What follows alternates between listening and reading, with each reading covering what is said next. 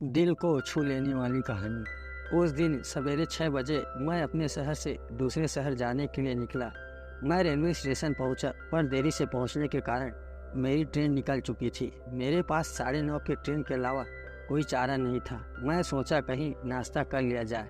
बहुत जोर की भूख लगी थी। मैं होटल की ओर जा रहा था। अचानक रास्ते में मेरी नज़र फुटपाथ पर बैठे 2 बच्चों पर पड़ी। दोनों लगभग 10-12 साल के रहे होंगे। बच्चों की हालत बहुत ख़राब हो चुकी थी। कमजोरी के कारण अस्थि पिंजर साफ दिखाई दे रहे थे।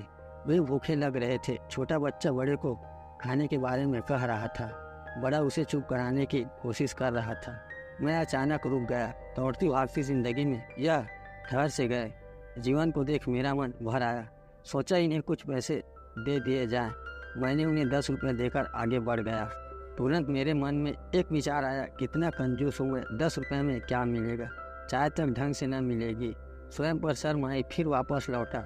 मैंने बच्चों से कहा, कुछ खाओगे? बच्चे थोड़े असमंजस में पड़े। मैंने कहा, बेटा मैं नाश्ता करने जा रहा हूँ, तुम भी कर लो। वो दोनों भूख के कारण तैयार हो गए। उनके कपड़े गंदे होने से होटल वालों ने डांट दिया और भगाने लगा।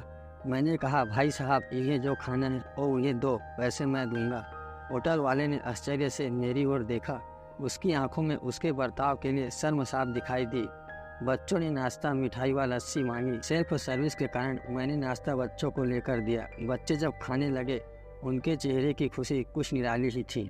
मैंने बच्चे को कहा, बेटा अब जो मैंने तुम्हें पैसे दिए हैं उसमें 1 रुपये का शैम्पू लेकर हैंडपम्प के पास नहा लेना और फिर दोपहर शाम का खाना पास के मंदिर में चलने वाले लंगर में खा लेना। और मैं नाश्ते के पैसे देकर फिर अपनी दौड़ती दिनचर्या की ओर बढ़ निकला। वहाँ आसपास के लोग बड़े सम्मान के साथ देख रहे थे। होटल वाले के शब्द आदर में परिवर्तित हो चुके थे। मैं स्टेशन की ओर निकला। थोड़ा मन भारी लग रहा था। मन थोड़ा उनके बारे में सोचकर दुखी हो रहा था। रास्ते में मंदिर आया। मैंने मंदिर की ओर देखा और कहा, हे भगवान आप कहाँ हो? इन बच्चों की ये हालत, ये भूख, आप कैसे चुप बैठ सकते हैं? दूसरे ही क्षण मेरे मन में विचार आया, पुत्र अभी तक जो इन्हें नाश्ते दे रहा था वो कौन था?